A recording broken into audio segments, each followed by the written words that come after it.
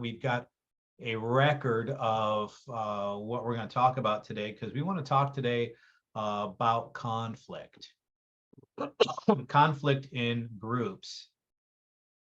And I guess as we kind of get started into looking at conflict, I guess my first question to you all is, how do you know when you are in conflict? And it might sound like a bizarre question, but how do you know when you're in conflict? Disagreement. Okay. Can you disagree with somebody that you don't personally know?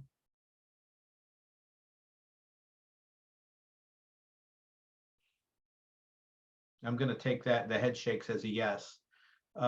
If you can, is there a conflict there if you never meet the people?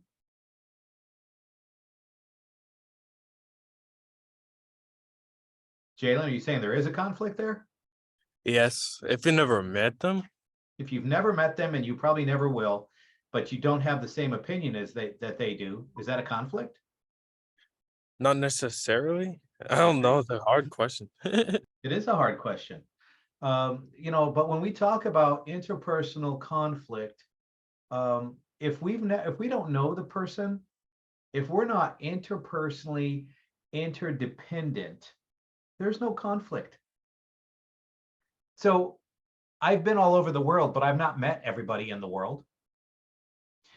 I don't think the same way that people in other parts of this planet think. And just because some people think in different ways than I do, doesn't mean we are in conflict. It just means we have a difference of perspective, a difference of opinion. But is there a conflict? No. Because a conflict, by its very nature, is something that ought to be resolved.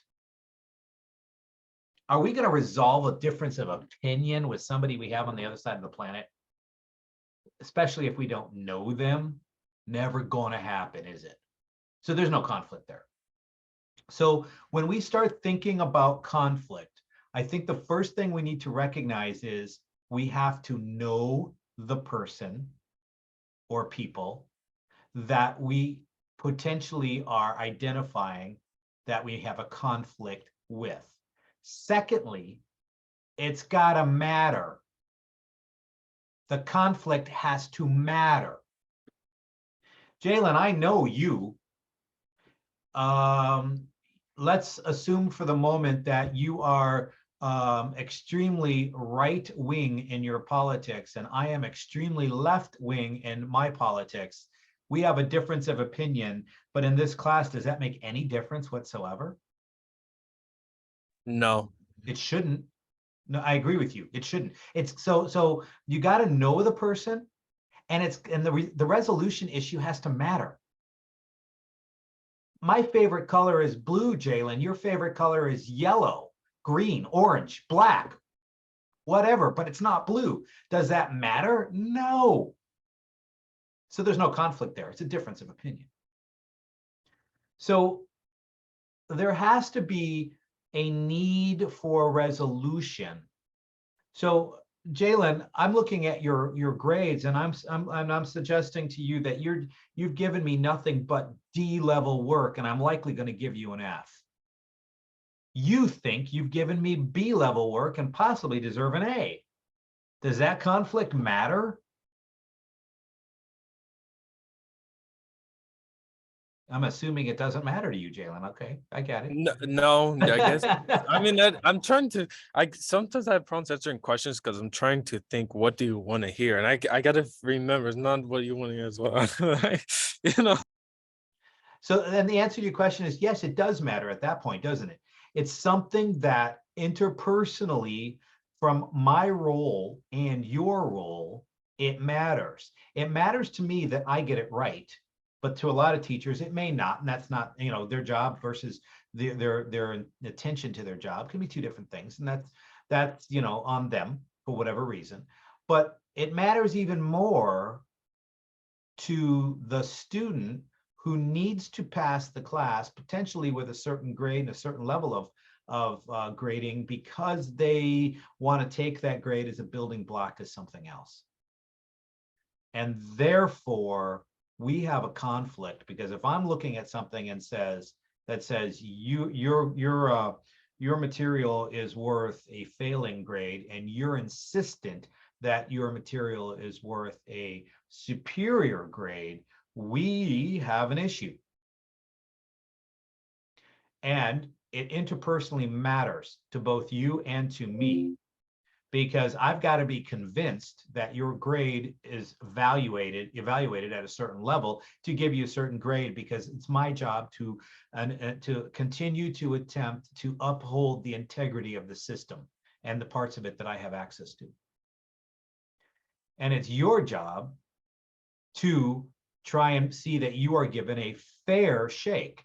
Now, if you are giving me crap work and want to throw a temper tantrum and try and get me to go up to an A or a B regardless, you better be some serious money on it. I'm kidding.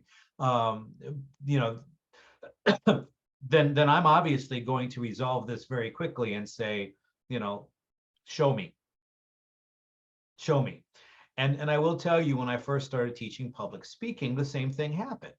I would have students come up to me after class, and they would say, you know, after they get their grades back on speeches, for example, and tell me how great their speeches were and that I owed them a higher grade. And so what we would do, this was back in the day of VHS recorders. I would take the tape, put it in the VHS player, and that would be of their speech, and I would say, evaluate this speech for me and show me exactly why you deserve the grade you're telling me you're getting. And more often than not, they'd actually refuse to do that, because they knew they were pushing it, you know, going to try and tell me, who's been teaching this class for many years, I can pretty much go through a speech and go, well, here's what I expected to see, and here's what you gave me. Here's what I expected to see, and here's what you gave me. Here's what I expected to see, and here's what you gave me. How did that measure up to the expectations of the course? Well, at that point, it's all in, you know, theoretical black and white. It's all on video. And so it's a substitute. So first off, there has to be a perception of conflict. The conflict has to be perceived.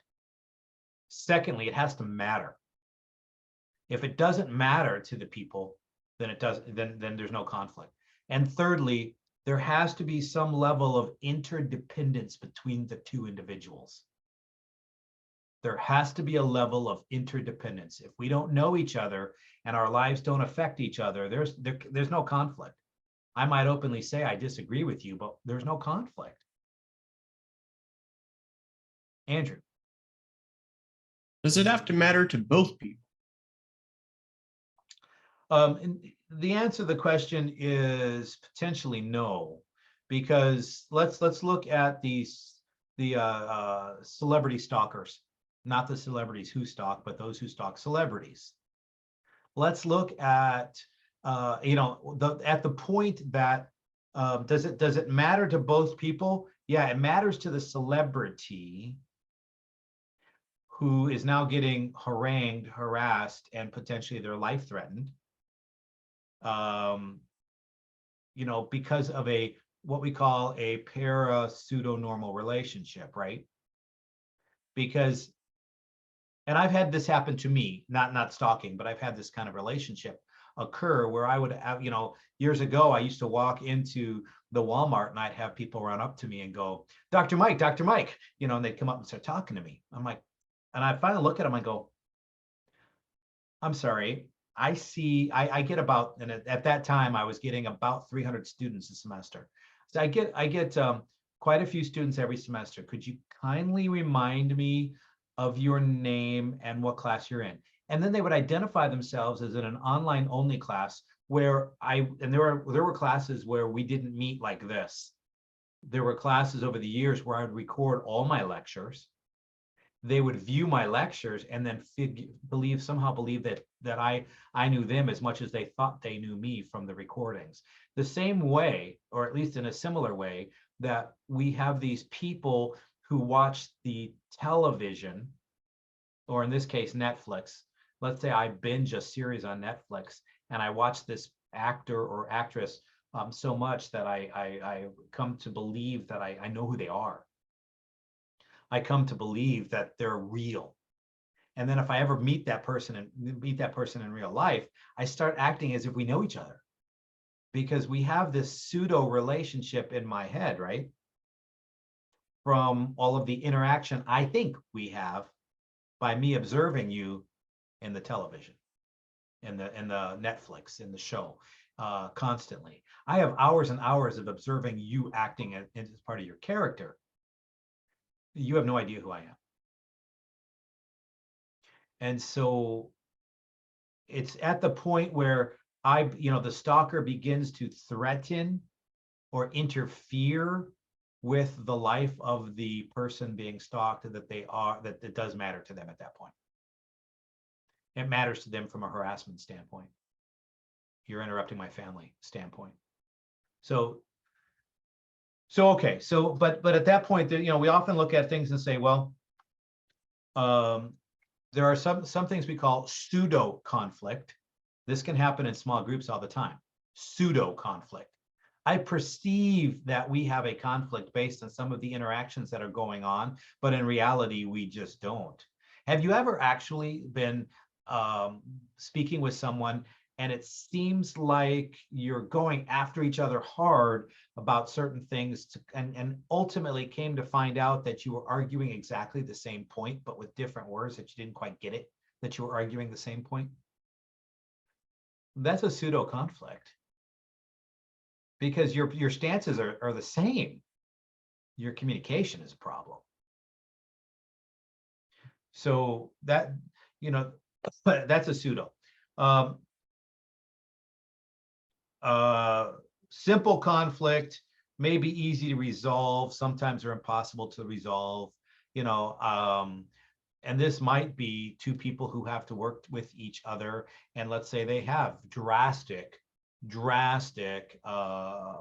political differences, and they have a hard time working with each other.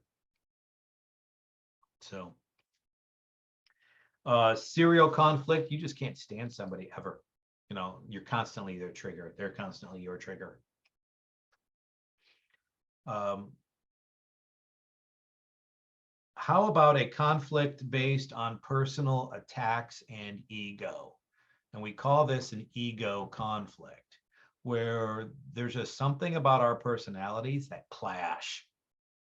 We both want to be the alpha person, the leader of the group, and every time I speak up, you kind of try and sabotage what I'm going to do, and every time you speak up, I'm going to try and sabotage what you're going to do, because we want to make sure that everyone else thinks that we are the leader of the group and not you.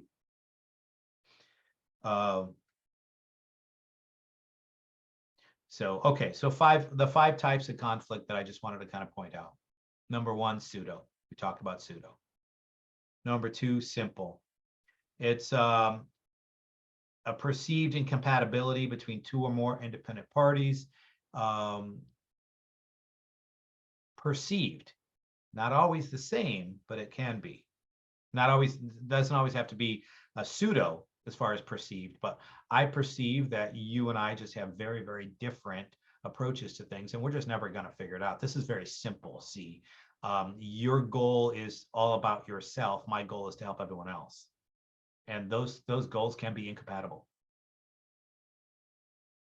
So when I say simple conflict, that one may run the gamut of being just, you always wear black and I hate the color black. I always wear the color yellow and you just hate the color yellow.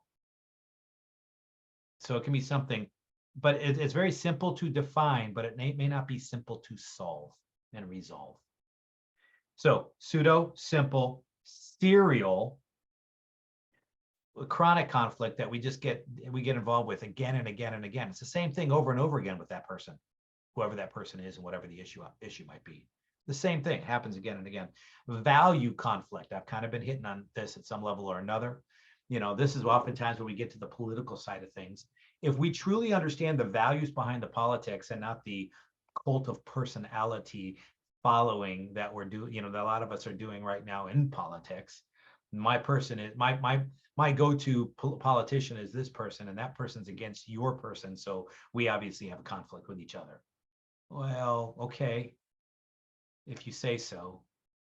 I don't get that myself because, I'd like to actually get into the values, but most people don't have time to actually get into the values. So they pick a person.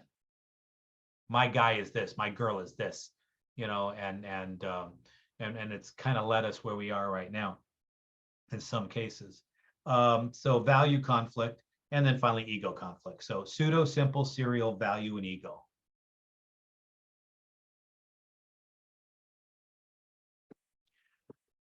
Let's talk a little bit about conflict management strategies. First off, let me ask you this. Isaac, where did you learn how to manage conflict? How can I learn from can you repeat the question? Sorry. Where did you learn how to manage conflict? Like books or television show you steps by steps. Okay. What television show did you learn it from? Honestly, don't know. Yeah. Okay. So a couple of things to note. Go ahead, Andrew. I was going to say, most people learn when they're growing up, when they're kids. When they do something wrong, their parent teaches them how to manage a conflict with a sibling. Okay. So, and that's probably accurate as well. But let's kind of look at this. We often can suggest that we're learning about conflict and how to manage conflict. Either conflict can be managed well or it can be managed poorly. We know this. But here's the interesting thing. We learn how to manage conflict more often than not from what we refer to as the generalized other. The generalized other in society is what you're talking about, Isaac. That, well, you know what they say. Who's they? Well, they might be the television, the shows on television. Who's they? They might be the preacher on the pulpit on Sundays, if we're churchgoers. Who's they? They might be our parents, elders, and adults around us as we're growing up. Who's they? They might be the movies. Now, here's the interesting thing about that. You connect these two. The model, if I'm going to learn about how to manage conflict from the generalized other, which of those three, and let's just look at those three: church pulpit, adults lecturing us, or television. Growing up, which did we spend probably the more time with? Would you agree it's television? Yeah. Now, does good conflict management, where conflict is managed well, make for good television? No. Andrew, you're absolutely right. The answer is absolutely not. So what does television teach us about conflict? It teaches us, number one, that conflict can be managed and finished within 30 minutes to 2 hours, whether I'm watching a sitcom or a action movie. Number two, conflict is never managed well, and it's always messy. That makes for good television, at least. Because if you didn't have messy conflict, you wouldn't have good television. They go hand in hand. If everything worked out well, we might as well watch The Fish Tank. I mean, if it was always just good managed well, conflict managed really well, let's all sit down and discuss. And we all sit down and discuss. Most people would call that a documentary, and most people would call that boring. We might as well watch The Fish Tank and lower our blood pressure that way.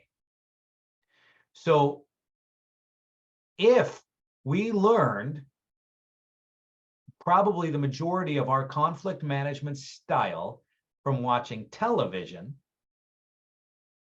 and television was probably showing conflict managed poorly, we probably learned a couple things. Number one, we are always the hero and the protagonist in our own story.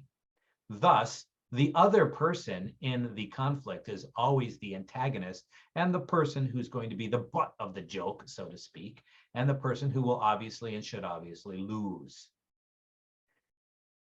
Thus, our models and our role models show us how to manage conflict really badly.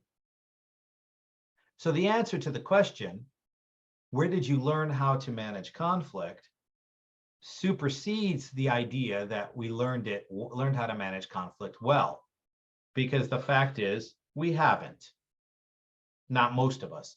There are conflict management courses, and there are courses in communication and other places where conflict is taught to be managed well, but the average individual never takes those courses. The average individual. And so that being said, the average person does not manage conflict well. Okay. So what are our responses to conflict? 5 of them. Number 1, we avoid conflict. Our strategy is just to avoid. Just get out of there. Oh, we're going to be in conflict. I'm going to leave. Number 2, accommodate. Whatever it is you want, we'll just give you. I'm going to accommodate you. These are the people that are often known as doormats. They're just going to give you whatever someone else is going to insist on. So avoid, accommodate, compete. Compete. This is the one where I'm gonna fight you, so to speak. You know, so one of us is going to win, one of us is going to lose. It's an all or nothing proposition.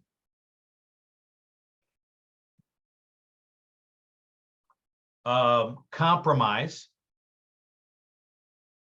I got to give up something. You got to give up something. And we got to meet somewhere in the middle. Compromise. Or collaborate.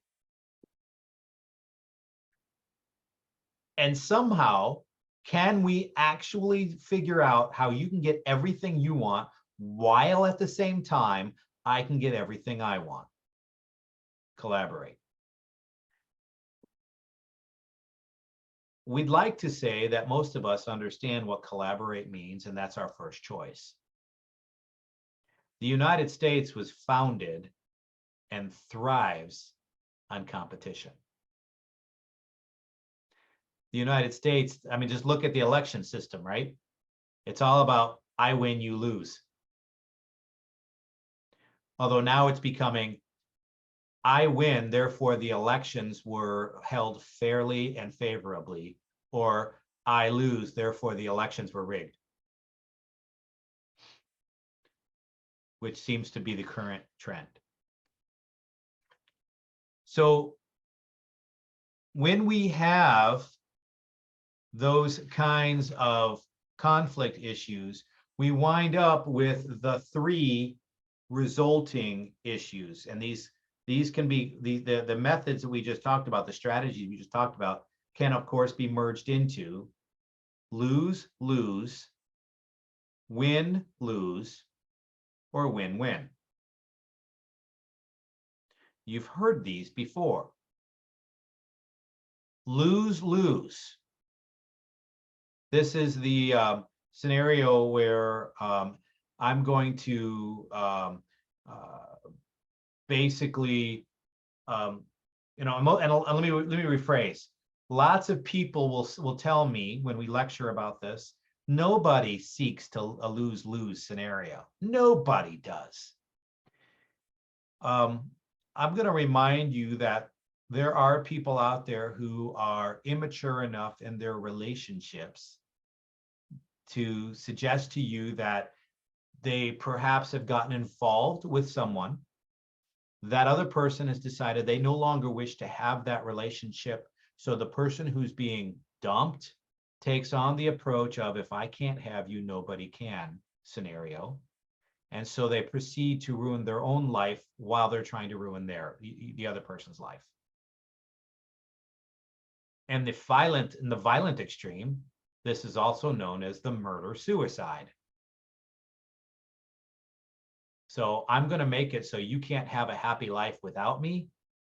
But at the same time, you will come to despise me because I'm ruining your life. So then we can't have a happy life. We're never going to have a happy life together. So I have actually chosen, at least one person has chosen, to make this incredibly difficult for the rest of, for both of us. Lose, lose. The win-lose, I've never seen a more perfect model of a win-lose scenario as the capitalistic system of the United States. Because oftentimes, if I'm running a business, sometimes it means running somebody else's business into the ground because we're competing for the same dollar.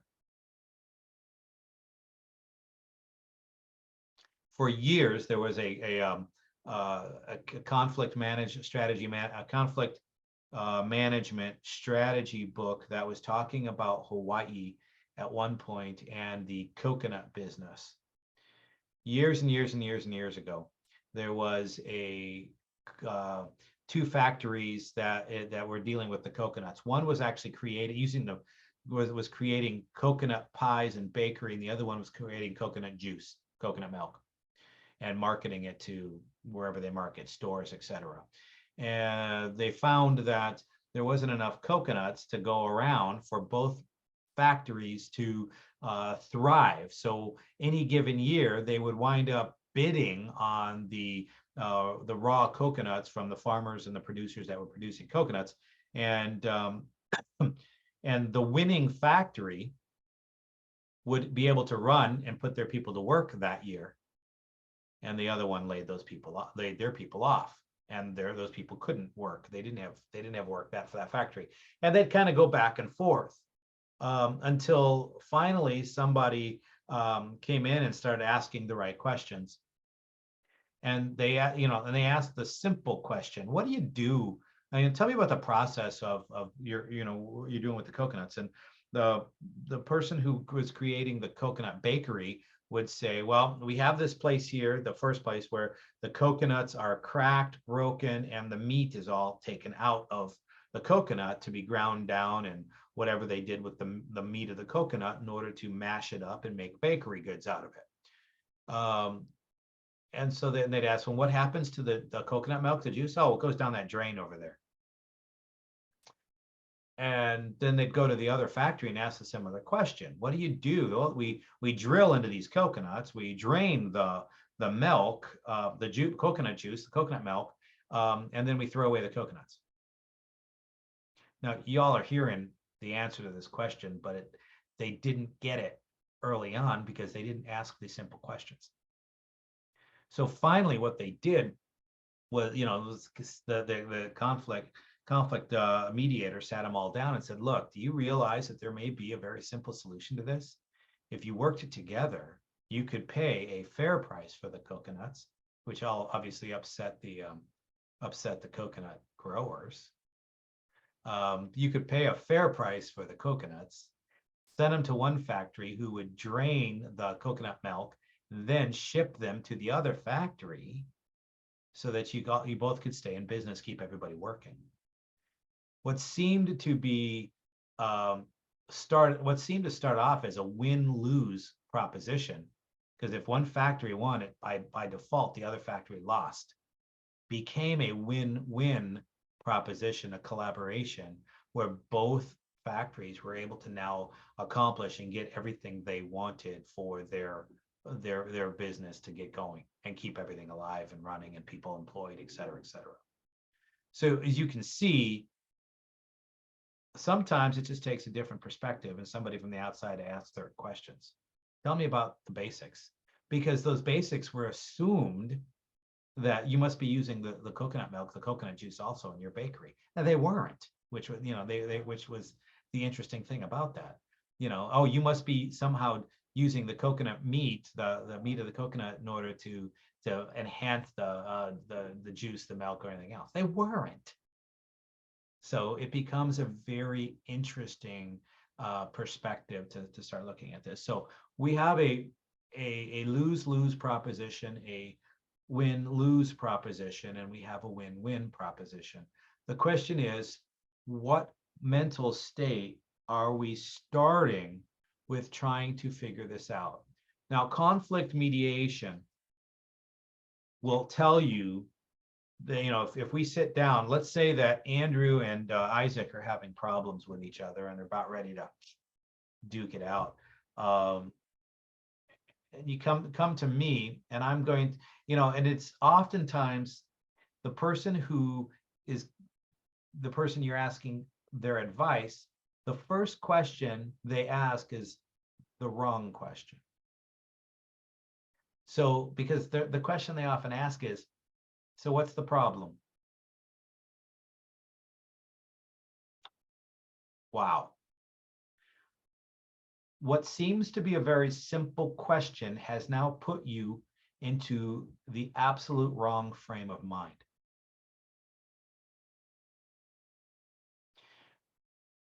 Let's assume for the moment that I have a series of things that we disagree about. Let's assume that there is a series of things that we're neutral about. We could go either way. And there's a series of things dedicated to the issue that we agree about. If I ask you, Isaac, so tell me what the problem is from your perspective. You're going to start over here to the things we disagree about. We disagree about this, and we disagree about this. We disagree about this, and we disagree about this. And we disagree about, and we disagree about, and we disagree about. And I'm going over all this stuff that we disagree about. Now I'm getting to the stuff that we're neutral about. I'm on a roll. So I'm just going to go ahead and say we disagree about all these things here too, because it just seems so easy to continue. So in the telling, my mindset is now on the things we disagree about, and I've added the things that I could have gone either way about.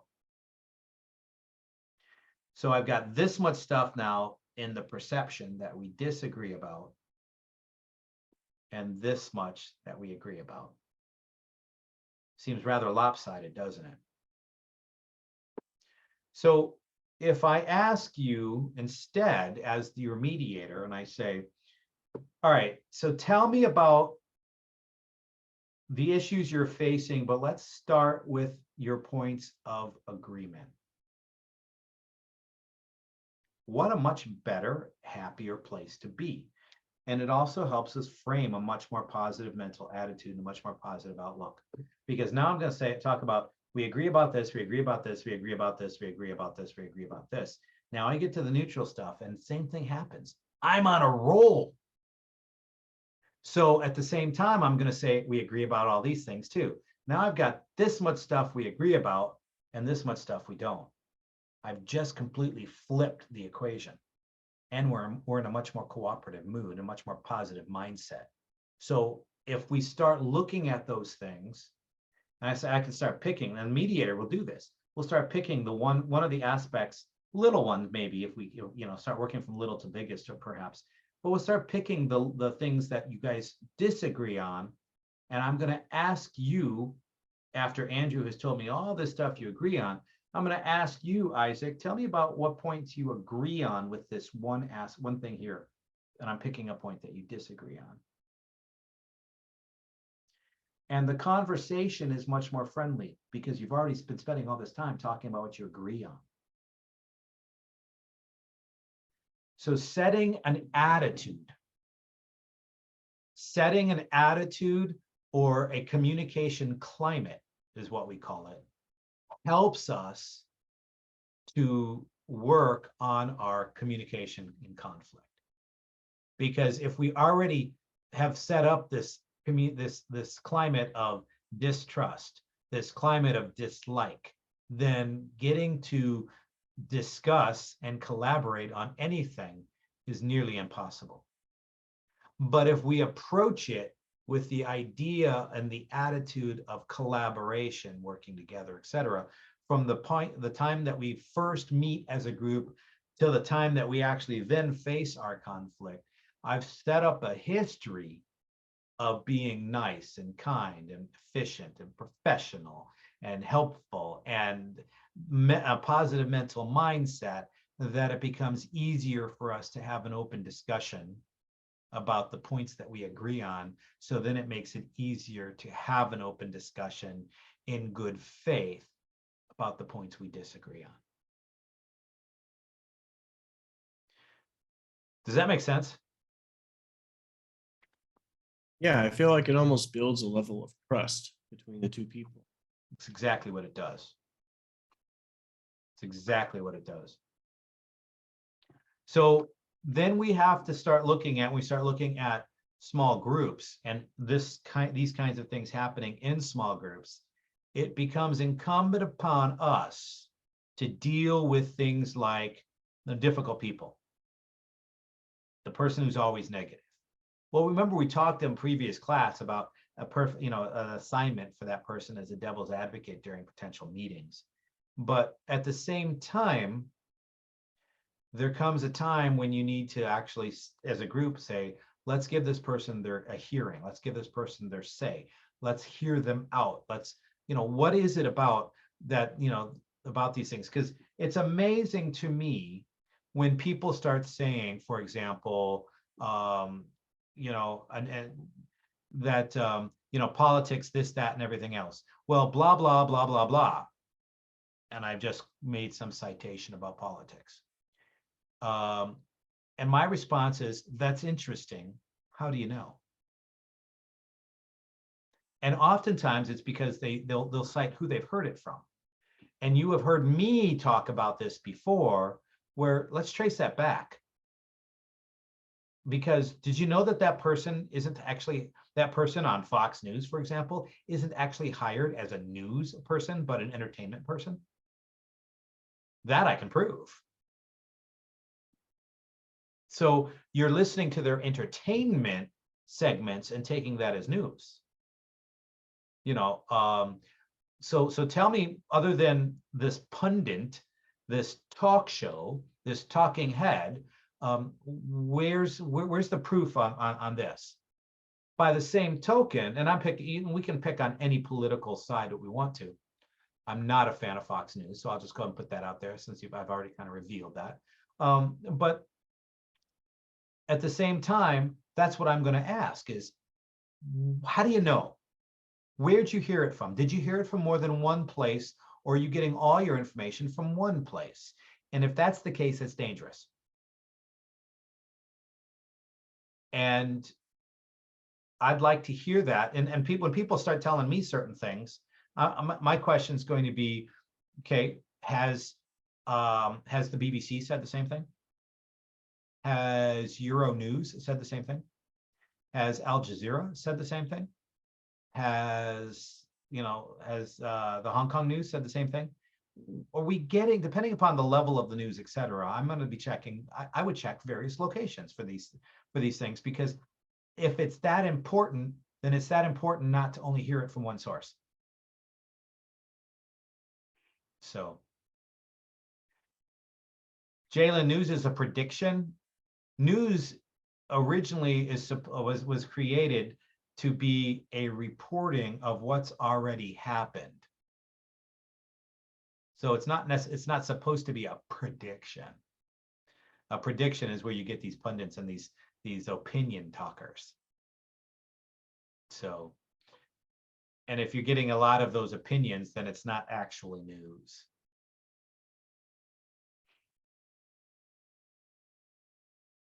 Okay, so dealing with difficult people. One of the first things we want to do is remember that there's a person. We remember that there's a person behind any attitude. We can question the attitude, and I'll question attitudes all the time, but not necessarily label the person. because the person is not necessarily responsible for the attitude. Remember, it was Aristotle who once said that is a sign of an educated person when faced with convincing alternative evidence will change their mind. And the key word there is evidence, actual evidence. So at the same time, a person when a person shows their intelligence, that when faced with strong evidence, with other kinds of evidence, we wind up not, sometimes reinforcing our beliefs because the evidence shows that we were right, or at least supports our theories. So what about the person who might be an isolate? What do you do with the person who seems very quiet and standoffish? In any group, what do you do with that person? Isaac, what do you do with that person? I just ask how their day is, or just talk to them, see how they're doing. Yeah, it's important to include, make sure they're included, isn't it? If you want the group to truly be a group, if you want that group to get anywhere near performance stage, you've got to make sure that everybody is participating. And that often means that we need to get them heavily involved. Now, that might mean stopping the entire group and specifically soliciting that person's opinion and thoughts about the next step of what the group is doing. Do you think it's a good idea? Do you think it's a bad idea? Do you have any suggestions? And specifically ask them. A lot of us are too busy railroading our way through things. We forget there are other people in the group.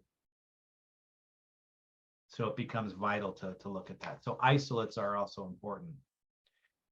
At the same time, we've got the opposite extreme, don't we? We have what we might call stage hogs. The person who says to Isaac, all right, Isaac, I did this and I did this and I did this and I did this and I did this. Isaac, enough, that's enough talk about me. Let's talk about you. What do you think about what I just did? So what I'm doing, of course, is still hogging the stage, pretending like I'm inviting you in, but all I'm doing is asking you to comment about me because I'm the center of attention. And so by the same token, when we have a stage hog, sometimes what we need to do is actually do a stop. Now, if we have formalized meetings, the agenda, the timekeeper, the topic keeper, and everything else, if we follow those rules, those are designed to actually curb stage hogs or hijackers, meeting hijackers. But what about when the group meets more informally? Sometimes we have to talk over or say, okay, that's enough, Andrew. Why don't we get Jalen's opinion? Or something along those lines. So stage hogs are also somebody we got to watch out for. We also have the diverter. This is what I call the meeting hijacker. I've got my own personal agenda, and we're going to make sure, when I get a chance to speak, I'm going to kind of direct everybody over to my topics, the topics that I want. Agendas are great for that, to come back to it and go, okay, we've got an agenda that we're going to look at and that we're adhering to. So we need to actually focus on this. I might be able to give you exactly 1 minute, maybe 2, but really this is something we need to talk about after the meeting or, at a later time. So what are we going to do about slackers? Jalen, what are you going to do about a slacker in the group? Like talk to them. I guess you could say threaten them, like as if you don't participate, this will happen, XYZ, and hopeful they will. Andrew wants to laugh at him. Go ahead, Andrew. What are you going to do about the slackers? I was joking when he said threaten. I was like, physically threaten them, Right? but don't actually do that. I feel like stating your expectations for everyone in the group is very important when it comes to people slacking. And yeah, if somebody continues to slack, maybe have a group discussion about it. Okay. First off, don't plan on doing the work for them. That's usually, that just encourages the behavior, right? We want to offer advice, expectations, communicate clearly, the agenda and minutes in writing, the minutes, who said who was gonna do what by when. Have a backup plan if you're concerned the slacker isn't actually gonna do the work. Have a backup plan in place, especially if you got a teacher like me who says your work still needs to get done and it's a group grade. So have a backup plan in place.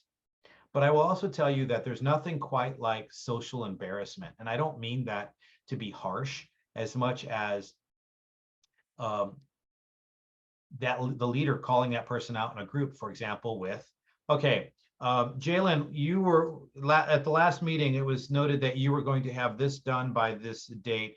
What's the progress on that? Oh, you haven't even started it. Okay, do you understand that you're actually putting the entire group behind schedule here? If the person is conscientious and has a conscience, that only typically happens once, right? Because you just socially embarrass them. You called them out for what they were supposed to have done, said that they were going to do, and chose not to do for whatever reason. Excuses aside, because this is at that point they're going to start handing out whatever excuse they have. Okay, excuses aside, the work still needs to progress. Now, that often is a 1 or 2 time deal.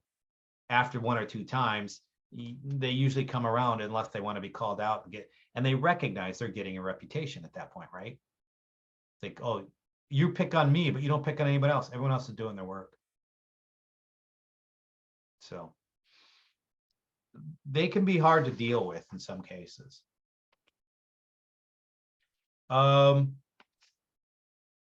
Bullies. How do you deal with bullies in a group? Andrew, how do you deal with a bully? I don't know. I can't say I've dealt with a bully in a group unless I'm the bully. I hope not. Just be honest with your feelings and, put that person on the spot, kind of like a slacker. Yeah. Yeah, that's not a bad idea at all. And that's exactly correct. How about a passive aggressive? Jalen, what's a passive aggressive? Do you know the definition of passive aggressive? I've heard of it. I have heard that term used. I hear people use this term like all the time, but I don't know what they're meaning. I guess you can understand what they're trying to say by what is going on. Is it like somebody who keeps pushing, like without boundaries? Is that a passive aggressive? No, not necessarily. I mean, I can, but that's not necessarily the definition of it. Isaac, do you have a definition for passive aggressive? Honestly, no, like Jalen said, I have heard of it, but not like exact definition about it. Okay. I would like to re-comment. It's like a disorder characterized by a pattern of indirect expressive hostility, including negativistic as attitudes and passive resistance for demands in social environment. Okay, that was nice. You read it from somewhere. Now tell me what it Sorry, I means. just want to make sure. Now tell me what it means in your own words. So I guess it's like somebody's telling you to do something and you're just being resistant, like, no, but I got to do this or I got to do this, and they keep bugging you, but you're like, no, because of this, because maybe I'm wrong. Is that understanding? Andrew, you want to input? Yeah, I've dealt with passive aggressive people, even friends in the past I've had are passive aggressive. Like if the group agrees to do something, like let's all go to McDonald's, and then that one person is kind of like, okay, sure. And you kind of get the feeling that they're not really into it, but they're just kind of doing it because everyone else is. But they're kind of being like grumbly about it the whole time, that's passive aggressive. Okay. So the definition might be as simple as the person who acts aggressively denies it, though. I'm not being aggressive, I just have to do this, and which falls right into what Jalen's talking about. A passive aggressive individual is a person who doesn't necessarily agree with what's going on, acts aggressively, but denies it. So this will be the person oftentimes who has a lot of sarcasm, of course, can be rather facetious. And these are probably number one or number two on the most not wanted list in a group. They're considered pretty dangerous in a group because they're harder to identify than, for example, your bullies or dangerous people. If you confront a passive aggressive individual, they deny there's a problem, and that they often deny that they're even dissatisfied with the group in any way. And yet they proceed to often be resistant and even potentially sabotage the work. So being aggressive while denying being aggressive.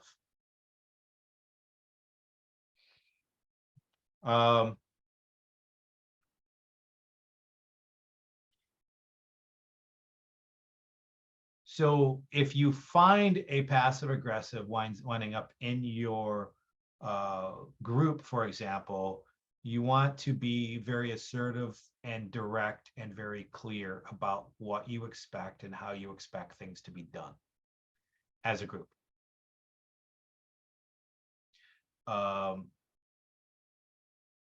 Opening up about concerns and transparency. Because if you have these kinds of people that wind up in your group, the best you can do is be as clear and direct as possible, including step by step of all expectations, and then getting direct buy-in confirmation from everyone in the group about each step. And then when they don't, you can go back to the slacker notation of, well, you said you were going to do this. What happened? I understand that you've had excuses, but the work still needs to be done. So, Andrew, you had your hand up.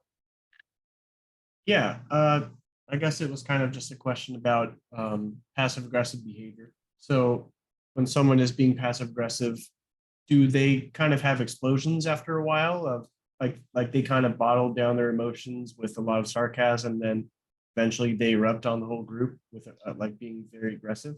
They move from passive aggressive to what we call a dangerous individual at that point. Because depending upon the explosion that you're talking about, oftentimes you're not going to see the disruption that you're discussing is because they live their life in quiet sabotage. While at the same time, making sure everyone is hearing why, what great people they are to be part of the group. So. So that's kind of my take on the things that I want to make sure that we're talking about with respect to chapter 8.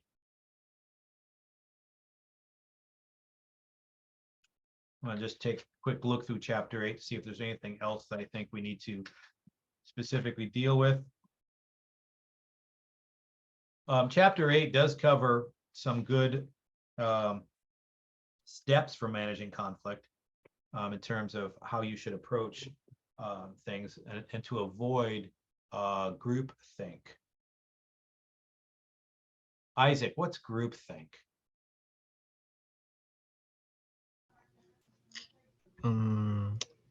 It is, trying to find it. What do you think it is? A group think? What do you think group think is? Well, I think it's like having as a group talking about not necessarily the same thing, but having an idea of what we're gonna do, like thinking the same thing. I like. Okay. And a lot of times it's giving up our own choice of thinking And I will tell you, all sides of the political spectrum, there's a lot of that going on right now. The whole idea of I'm going to accept other people's thoughts as true because I don't want to actually review and think things through myself. So I'm going to go along with the group. This is what they're expressing. This is what where often we wind up with what we call the silent majority. Have you heard this term before? The silent majority, meaning the minority with the big mouth is speaking and nobody is challenging them. So they assume everyone else is thinking that, so they go along with that thinking. And then the minority, the vocal minority is the other word for that. The vocal minority winds up with a lot of decisions and choices because the silent majority assumes everyone else thinks that. And so they go along with it.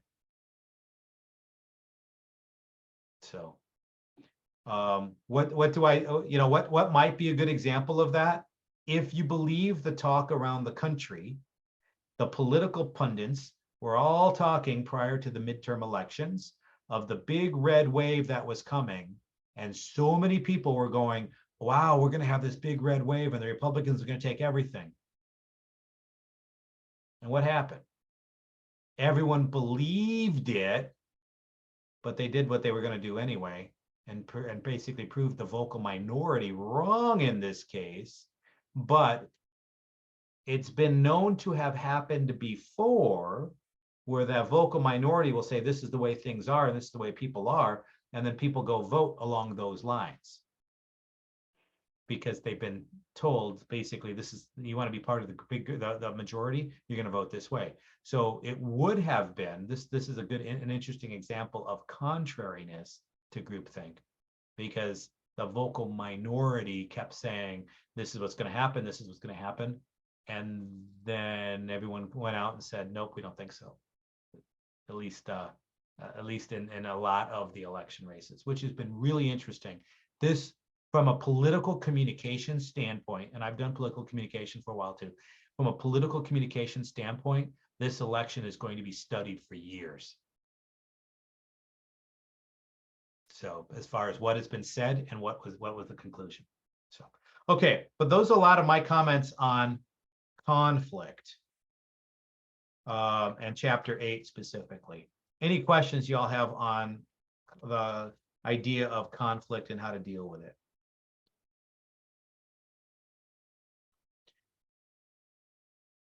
Isaac, you said we might learn from books, right? Yes. This is one of them.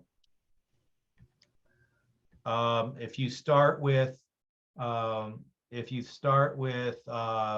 page 139, suggestions for reducing groupthink, moving into 8.5 on page 141, conflict management skills through the end of the chapter.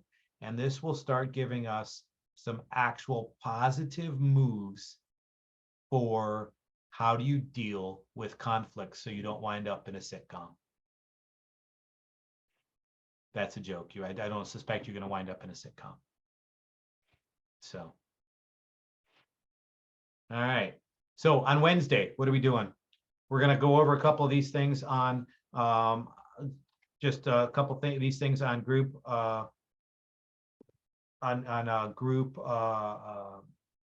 conflict management skills. What are the good things to do?